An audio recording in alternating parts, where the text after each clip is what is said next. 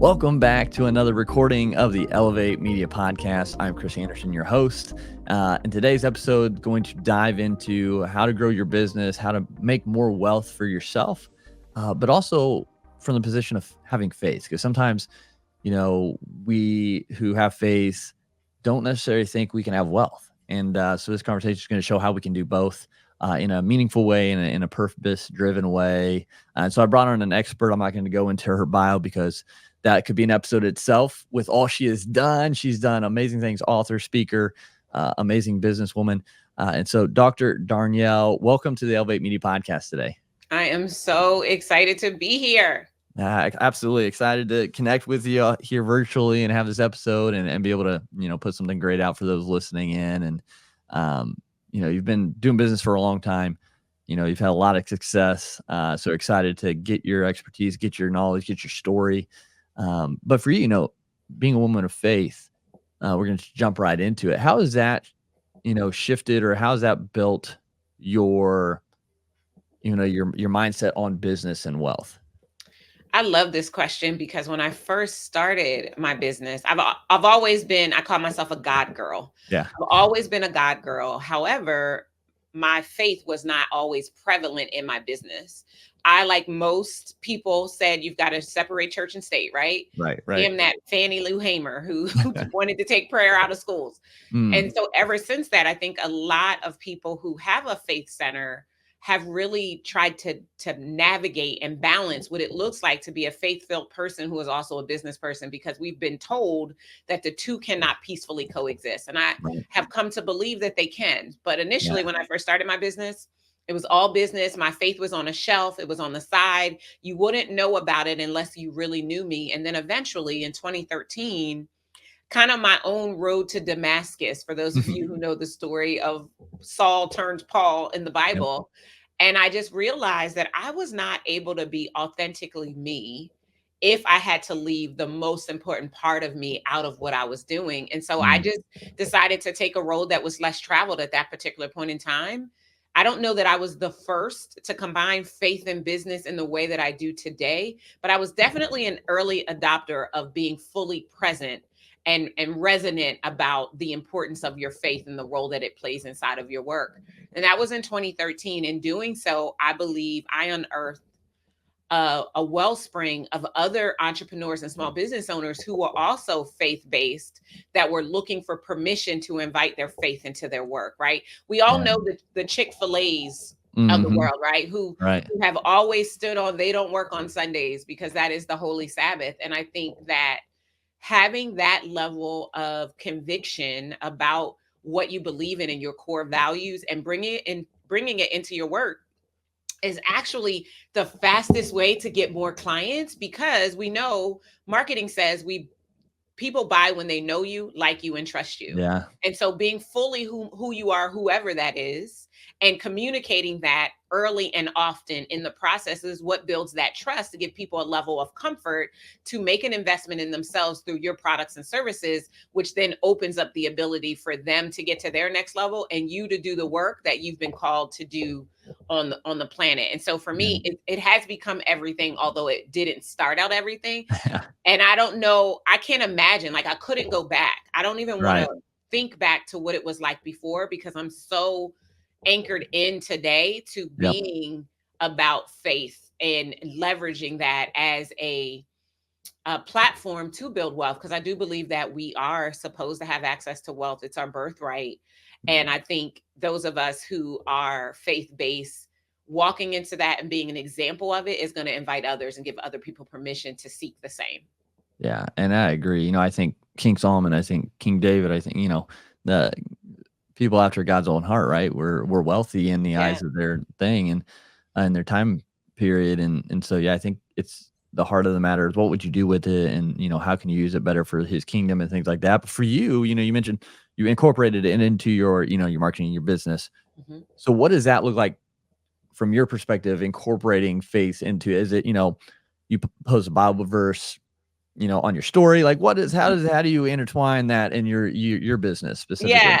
And I love this question too. So for me, it's not just a Bible scripture on Yeah. a story, right? So for me, our core framework and methodology, which is called the Move to Millions method, we also have the Lead Millions method and the Sell Millions method. So we've got three different methodologies that we use, all of which have spirituality as a part of the methodology. And so when I say spirituality, because I'm not just called to Christians, Mm-hmm. and I believe that faith is universal, and I focus on the principles. So Mm. if you're reading the Bible, if you're reading the Torah, if you're reading the Quran, as just three examples of religious texts, they all share the same principles. And I believe that God is principled. And if we understand and live his principles, then we get the principled reward. And so I've chosen that stance because I don't believe that God is a separator. I believe religion is, right? Mm-hmm. Religion says mine is better than yours, Yeah. right? And I don't think that that's what God really desires for us, to be separate. He's looking for the universality of understanding the significance of faith in something that is greater than yourself. And so though that's the way we integrate principles. It could be a Bible scripture, Sure. it could be a quote from the Torah. Like it really just depends on what principle we're talking about. I do most reference Bible scriptures in my teachings because I think most people have read the Bible and know the stories of the Bible, because as a country, we are not Bible agnostic. I mean, our money says in God we trust. Yeah. So I think that that's where I lean the most, because that's how I was raised. But I'm really focusing on what is the underlying principle, right? So Mm-hmm. as an example, I teach from the parable of the talents, which, if you know the parable is a story of a master who is taking a long trip, and he entrusts three of his servants with a portion of his wealth. And he gives the servants the portion based on how he sees that servant and what he believes that servant will do with the Yeah. wealth he has been given. Right. And true to form, one is given 5, one is given 3, one is given 1. The one is given 5 and 3, which were the larger quantities of the wealth, went out and doubled the man's fortunes. The one who was given 1, because I think the master really wasn't sure about him, right? Yeah. Well, he gave him 1 talent, and he was so afraid that he would lose the talent that he buried the talent, right? Yep. And so from that, the principle that we learn is that money is designed to multiply. Yep. And that when you are afraid of money, you actually put yourself in a position to be banished Yeah. from having access to money, right? Or afraid of losing it. Yeah. Or losing it, right? Yep. So what is the Mm-hmm. principle a business owner can learn? Okay, so that means I need to make investments. Yep. And I need to make investments and work to get the return on the investment versus hoarding my money, because if I hoard it, then it actually is not producing for me, and it's going to eventually run out. Yep. So those are the types of things that I do in my teachings. And from a marketing perspective, we call out the people who are attracted to us. So we're speaking to faith-based people, and we're using words that they would resonate with, so that they know that we are talking to them, and we have something that is designed to support them in how they're navigating their small business at that particular point in time. Yeah, and I like that. And yeah, I like that parable a lot. It's kind of what I kind of go back to when I have maybe more that I can do something with and do, especially in times where now, like, it's understandable to be a little bit scared sometimes, but it's like, no, it's like we've got to keep using it to the best we can, make the best choices we can to try to do more, do better. And so, yeah, I love that parable. So, with that, building wealth, like that's a broad topic. So, a lot of people listening have online businesses. They're trying to start, or they've started, and they're just trying to get things rolling, make it a full-time thing. What do you see a lot of times when people are trying to build wealth through, an entrepreneurial journey, that's holding them back? That's maybe a roadblock. Undercharging. Yep. You've got to charge more than it costs so that you get to the point of profitability, right? Yeah. If you're not profitable, then that means there's not any money extra for you to put away or invest in order for it to multiply so that you can build wealth.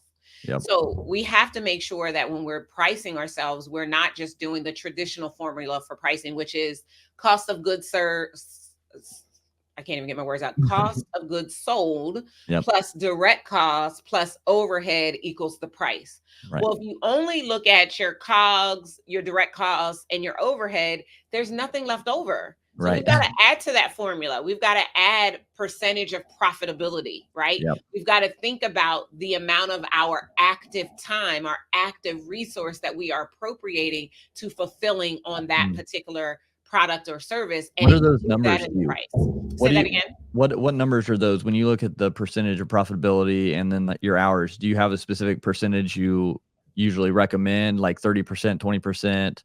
Yeah. So from a profit perspective, I recommend that it be at least 60%. Okay.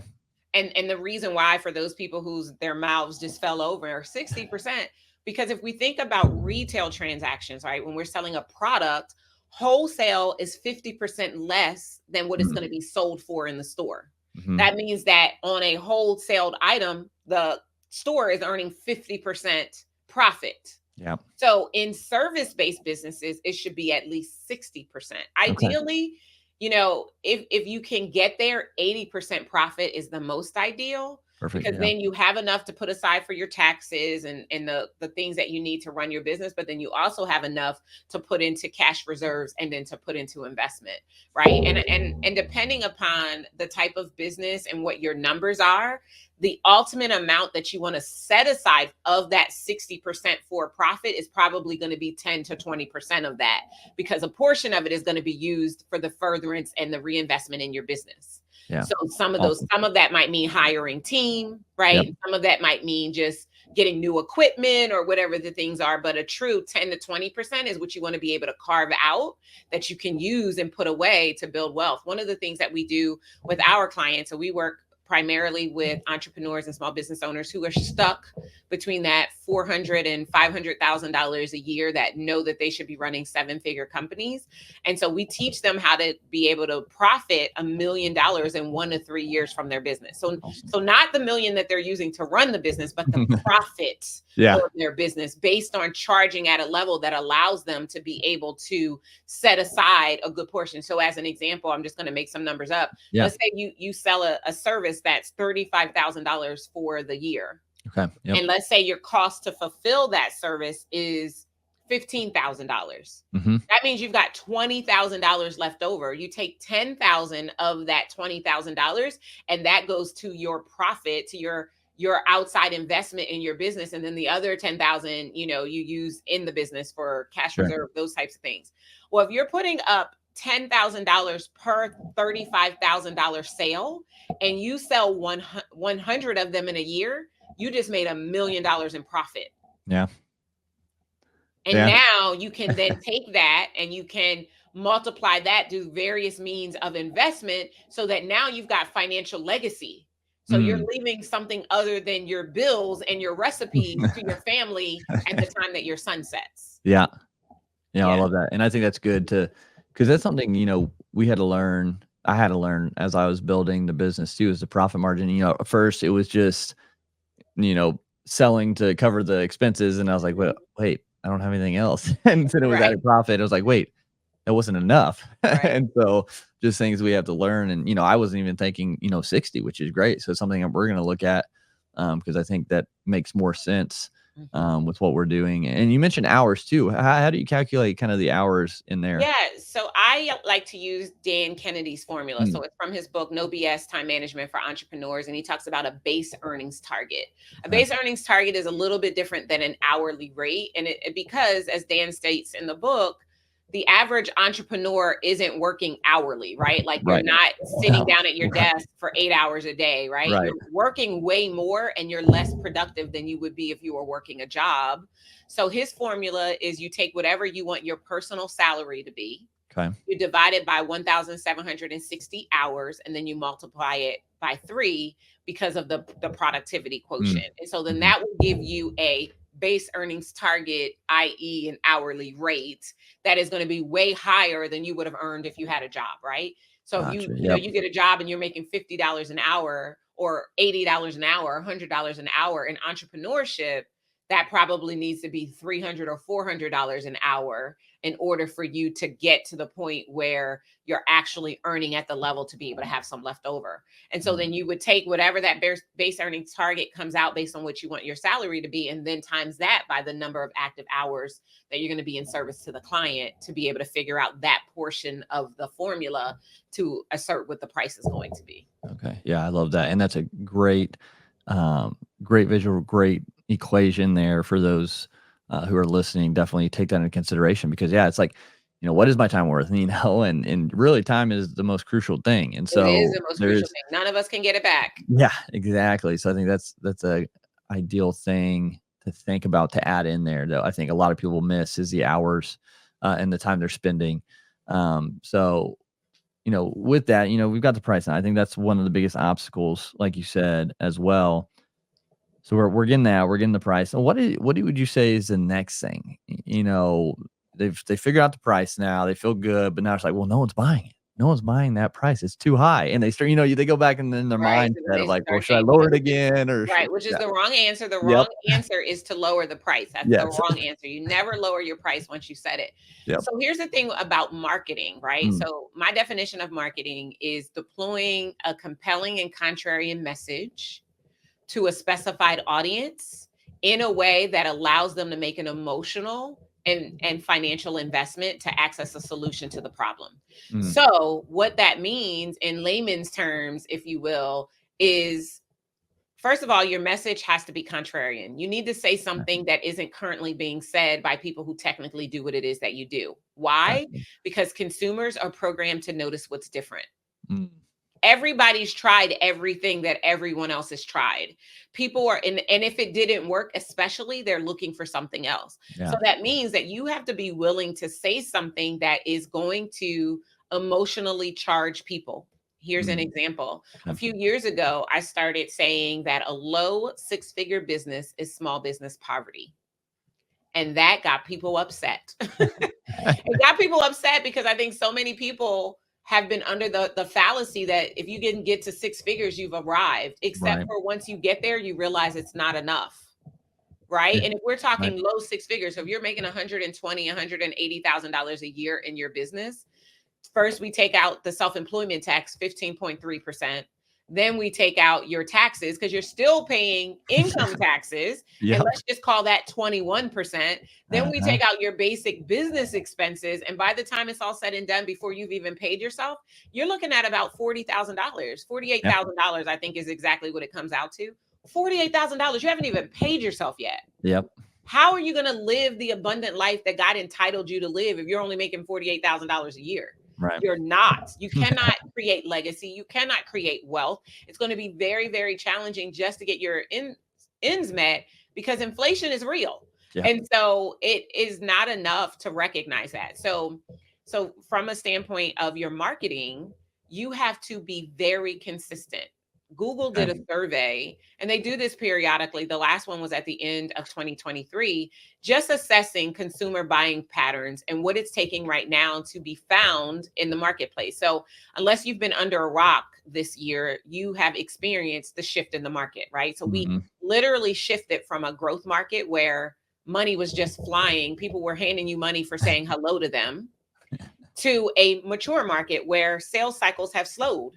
And people are being more discerning about who they're going to give their resource to. And so as a result of that, it's not that people aren't spending, it's taking them longer to make a decision to spend with you. So how do we speed that up? Well, Google talks about what they call the 7-11-4. 7 hours. The average consumer is going to spend 7 hours researching you to validate that you are consistent and are known for what you are telling them in your marketing across 11 different moments, meaning sometimes it's a banner ad, sometimes it's a carousel, sometimes it's a short or a reel on 4 different platforms. So your website, LinkedIn, Facebook or Instagram, TikTok. They're looking for your consistency because they've given their money to the person who, the COVID-19 businesses that popped up out of nowhere that are all now closed, by the way, right? So they've given their money to those people who weren't really purveyors of a skill set that would solve a problem, but have really great marketing. And so now they're holding it a little tighter to the vest. It's also whenever we're in an election cycle, right? Yep. You know, at the time of this recording, it's election day. And Yep. so people are holding their wallets a little close until tomorrow. Like Right. tomorrow, some people will be like, woo, Yeah. and they'll start spending again, right? Right. So whenever you're contending with those types of things, your consistency of your marketing and your message and the deployment of that message is what's going to make a difference. And then we also have to keep in mind that it can take 90 days for you to see success with a marketing effort. And so if it could take 90 days and you live in a microwave society, you might give up or switch your message before it's had an opportunity to get traction, which could further delay your ability to get people to buy. And so when those types of things are happening, you've got to make sure that you are really being consistent and leveraging who you already know. So some things, as an example, that we do in our company, we only share it with people who have previously purchased from us. Statistically, a person who's bought once, 78% of them will buy again if you present a solution to the next problem that they have. Yeah. So there are some things we only go to the purchasers with versus our entire list. Like our whole list might be 20,000 people, but our purchasers might be 6,500. I don't know. I'm making those numbers up right now. Yeah. But we might only send it out to the 6,500 who has bought before. Yep. Because we know that it's a good chance that a portion of them will buy again. And that allows us to accelerate making money in this particular marketplace. And so it's important in your business as a business owner that you have business advisement, that you have someone giving you coaching or consulting, sharing with you the things that you might likely not know that will make an impact on how you do business as the markets change. Yeah. And so that's a big part of the work that we do with our clients, is helping them to understand the cycles of business and how to be successful regardless of what's going on inside of the economy. Because a lot of people fall because they don't understand, and they also don't value the significance of having outside advisement to help them to navigate inside of their business. Yeah. And I think that's crucial. And, I know you mentioned you help, businesses doing 400 to 500K get to that 7-figure level and things like that.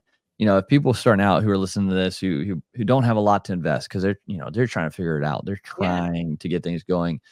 Besides obviously checking you out on social media, following you and seeing what you put out there for free and things like that to help people, who are some of your mentors that they might be able to check out online that you would recommend?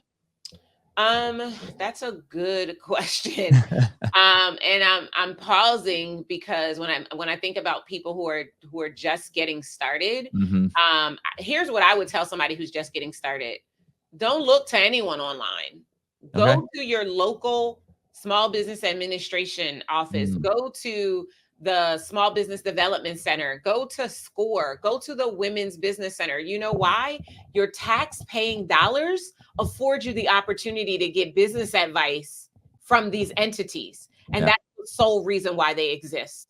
The United States is a small business economy. We thrive on small business. So there are resources to support you.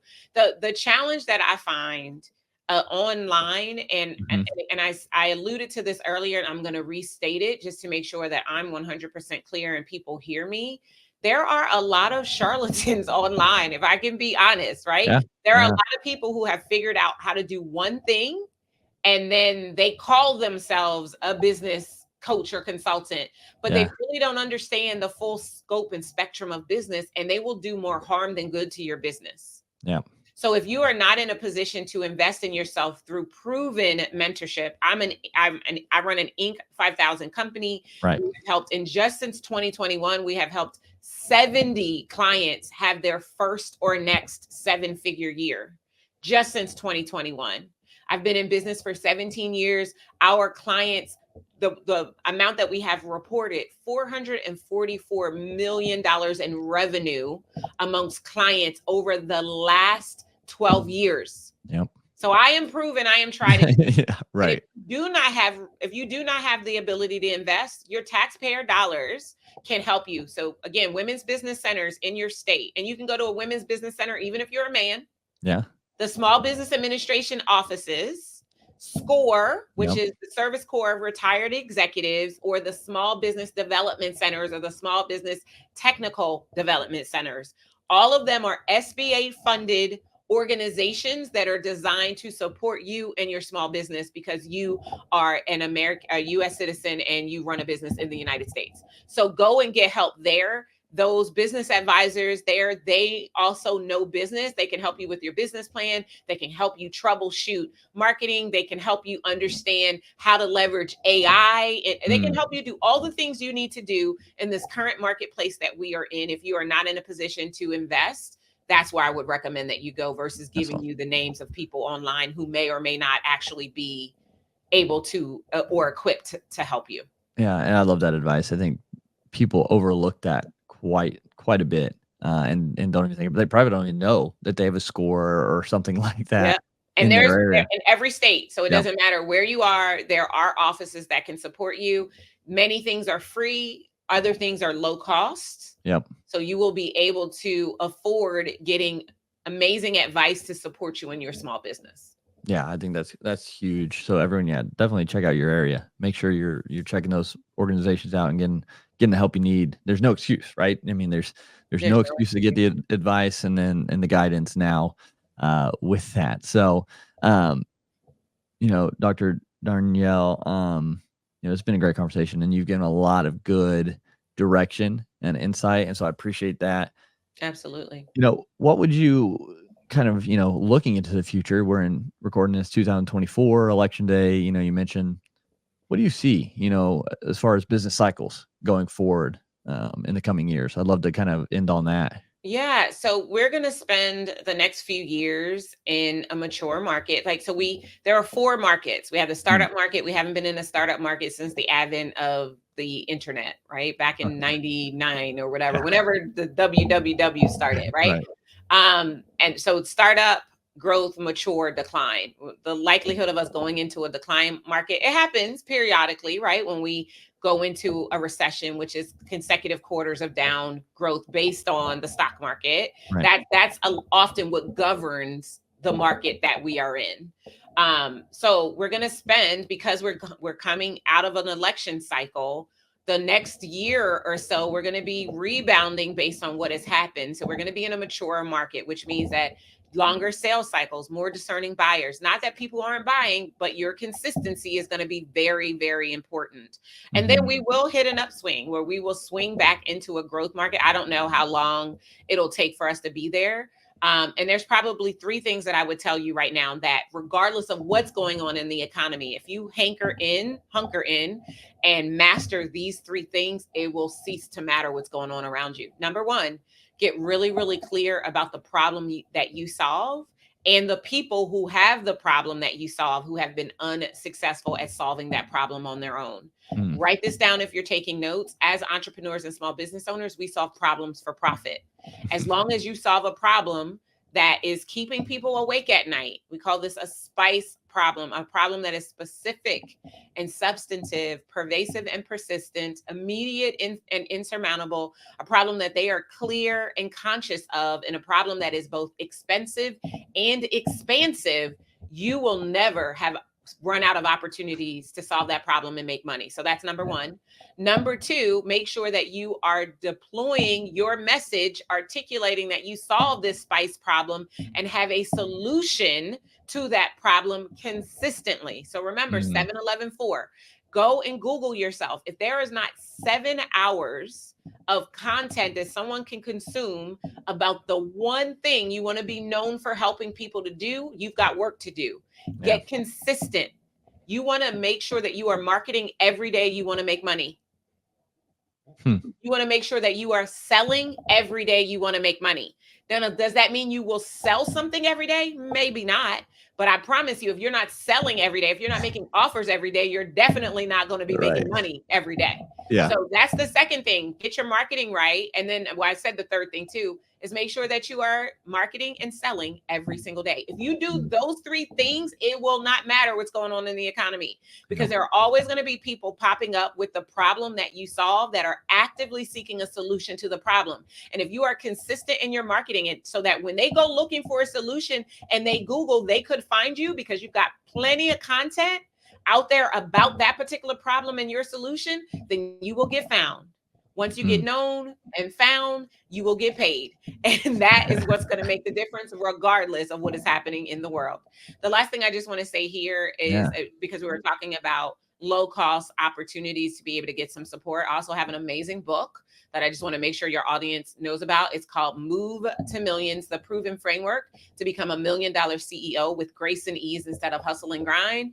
And it is like $25 or less. So that's another amazing resource. We give you a powerful companion guide with the worksheets and the templates that accompany what I talk about in the book, so that you could literally, if you are disciplined enough, you could follow the steps I lay out for you and position your business to be able to make more money. No matter what your next milestone is, you could get there much faster with the help of the book. So I highly recommend that you go look for Move to Millions as soon as Amazon, I'm guessing. Yes, it's everywhere. Anywhere you can buy a book, you could get a copy. Awesome. Well, great. Well, Dr. Darnyelle, obviously mentioned the book. That's awesome. People would definitely check that out. Where else would you direct people to, connect with you, find out more about what you do, and maybe get help if they're ready? Absolutely. Go to movetomillions.com. There you'll be able to connect with all of the free gifts we have, our podcast, my book, the events that we host. Everything that we've got going on is waiting for you right now at movetomillions.com. Awesome. Well, everyone, make sure you go check out Dr. Darnyelle, everything she's doing, everything she puts out there to help others, and just continue to learn, continue to go after it, and continue to elevate what you're doing out there in the market to help more people, and help yourself and to build that legacy. So Dr. Darnyelle, thanks again so much for being on the Elevate Media podcast today. Thank you so much for having me. Absolutely.